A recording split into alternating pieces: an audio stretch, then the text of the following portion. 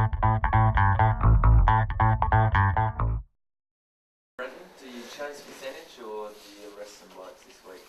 I don't think we'll have the luxury to rest anyone this week. The only one who's not injured who won't play is Michael Doughty. His wife's having a baby anytime soon, so rather than take him up to Sydney and then be waiting by the phone, we've told him early enough, as in today, that he, rather than the risk of getting up there and having to come back and being their first child, he's pretty keen to stay home this week. So he hasn't missed a game, played very well this season, so it's probably an opportunity for him to be at the birth of his first child. Would that be the case regardless of who you're playing?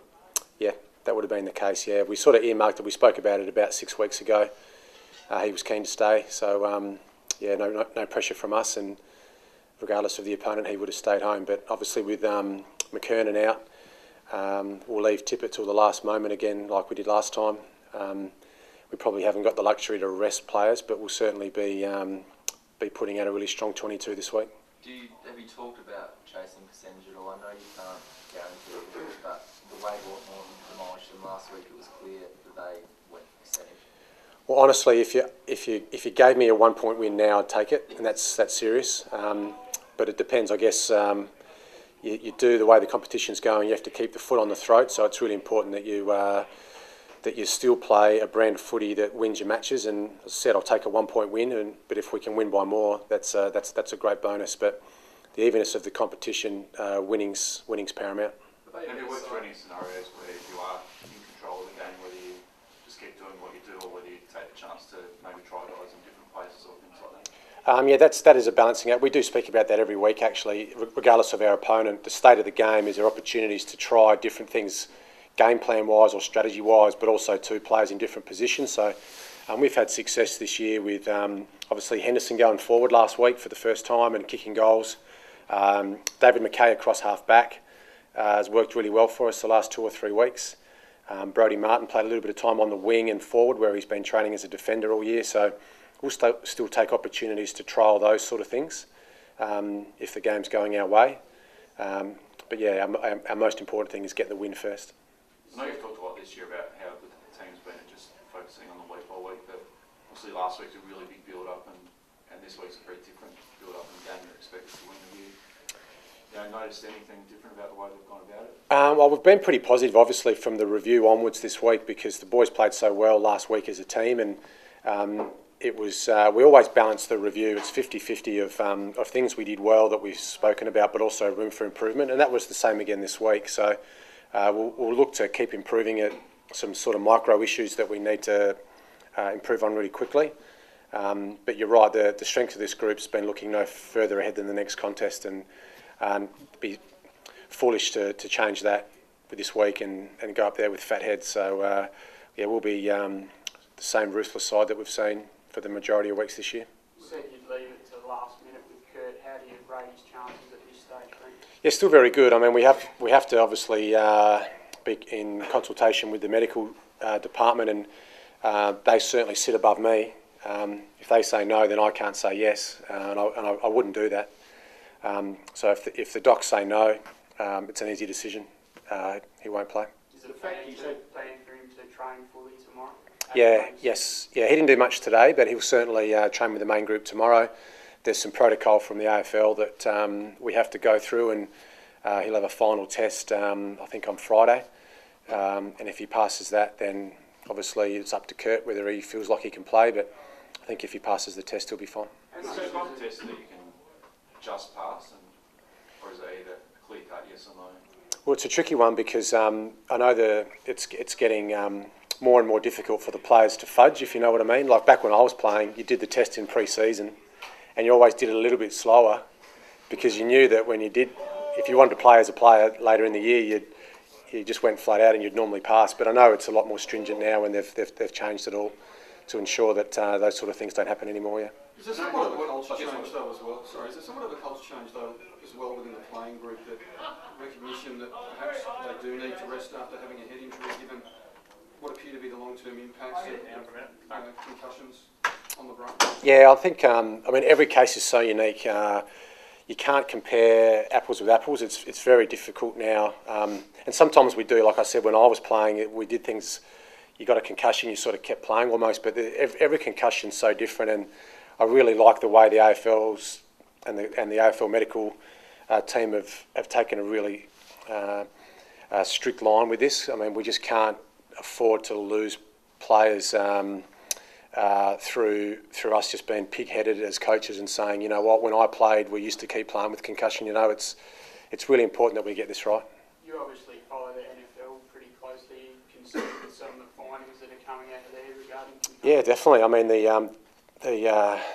the research that's coming out of the States, you know, with depression issues, with players with multiple concussions early in their career, it's something we can't take lightly, that's for sure. You don't err on the side of caution, given that he's had 2 concussions in a number of weeks? Oh, it's honestly not my call. We'll leave it with the medical department, and you know, our doctors are terrific, and they'll make a good call, I'm sure. And as I said, there's some really strict protocol that has to be ticked off. And I mean, Kurt feels great. If you asked him in the change rooms now, he said he'd love to play. You know, he feels good, no issues at all. But there is protocol that needs to be adhered to before we can give him the tick of approval. Is he unlucky, or is he susceptible to head knocks? Unlucky, because it's 2 weeks or 3 weeks ago was his first concussion he's ever had in a game of footy, you know, and then you get 2 in 3 weeks. So looking at the incident, player just coming back with the flight, the back of his opponent's head hit him in the jaw. So just unlucky.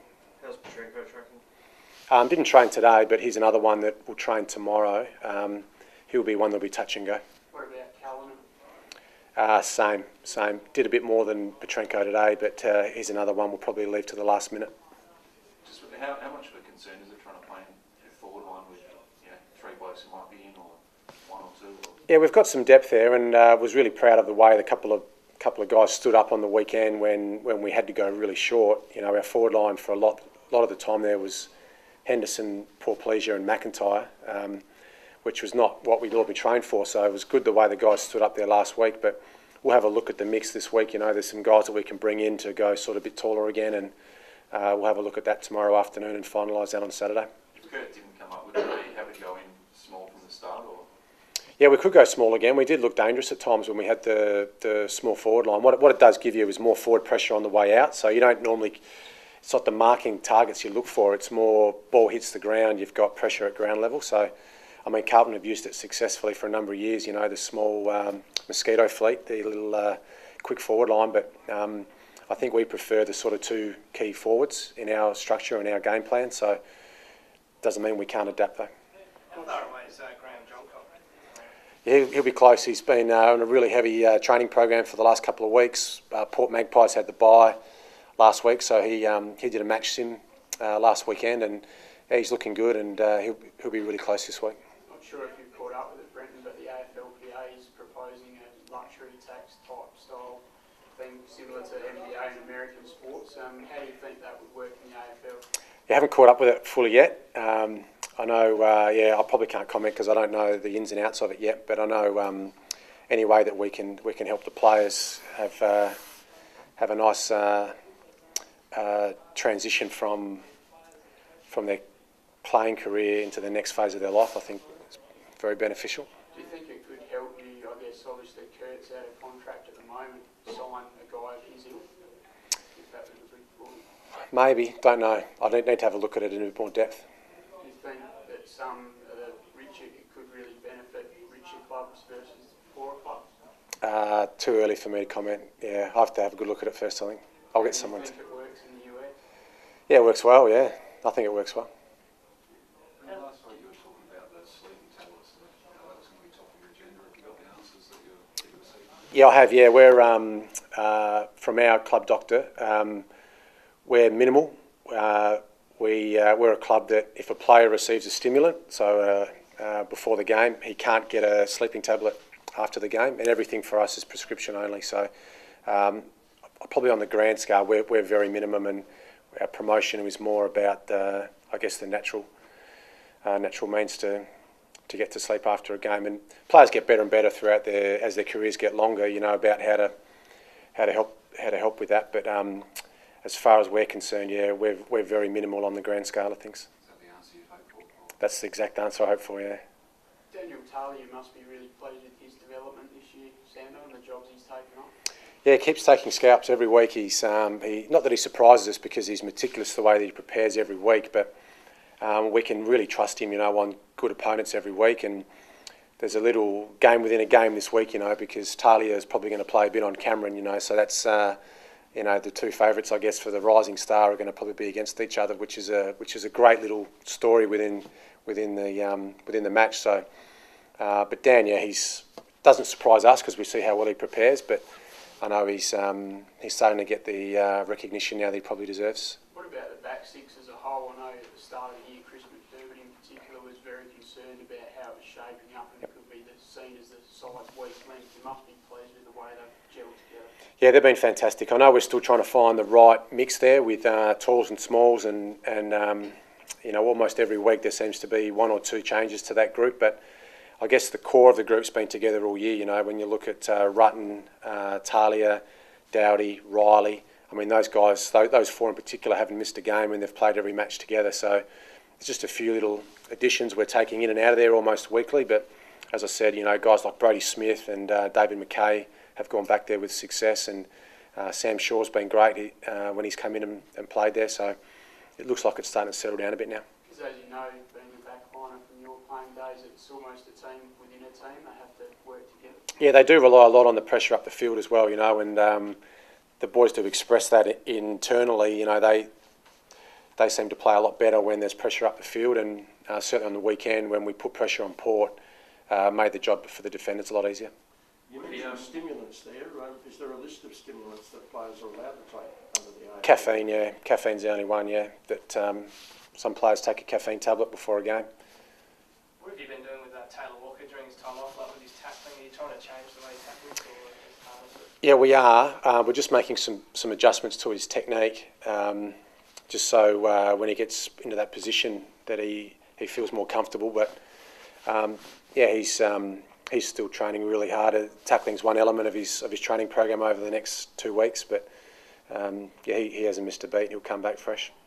The video review was obviously a bit of an issue for the weekend. Have you had any further sort of dialogue with the AFL about that? I haven't this week. It might have just been one of those games. I mean, we might not get another review in the next 3 or 4 weeks, or we might get another 6 or 7 this week. It's just happens to be. Sometimes you get them in a bit of a flurry, and then it becomes quite frustrating as coaches and spectators when we're sitting there watching, and they go to the review again. But I know the AFL are working really hard to ensure that we don't get a decision that should be overruled in a big game or in a final.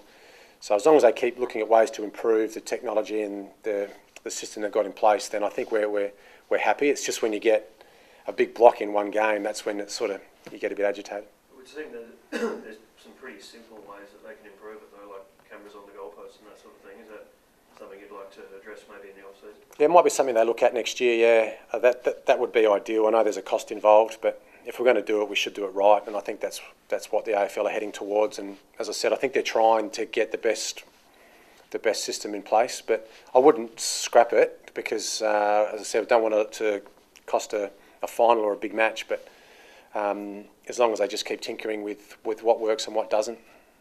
Taylor Walker excluded, how happy have you been with the size tackling over the last 4 weeks? It's getting better, yeah. Our numbers are still our numbers are slowly getting better and better, but we're still down in the bottom third of the competition when you look at raw numbers.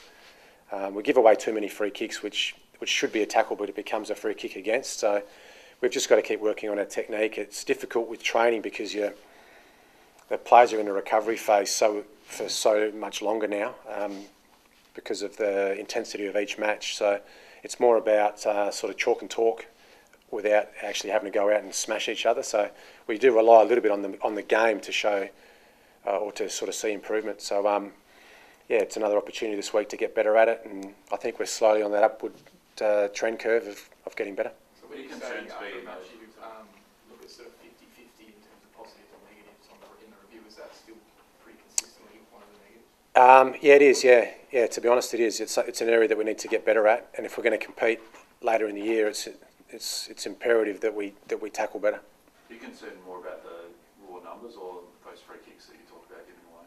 No, both. Yeah, we need to get to more contests to put ourselves in a position to tackle, and then when you get there, it's a bit about the technique. Yeah, bit of both. So can you be like in the top couple of tackles and clearances like you are? We should be, yeah. Yeah, you still can, yeah. The good sides have consistently been a top 5 tackle side, so pressure at the ball carrier. That creates turnovers, and we can't rely on the opposition making mistakes. We have to rely on us causing the mistake for us to be a good side.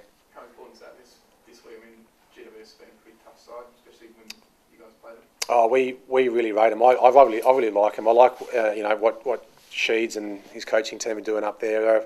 They've got a really good young side. I know they got embarrassed last week with the score, but gee, they certainly have a crack. They've got some great talent there, but they've got a real thirst for contested ball, and they really do throw themselves into every contest. So we're expecting to be tackled and hit this week. That's certainly won't be an uncontested game.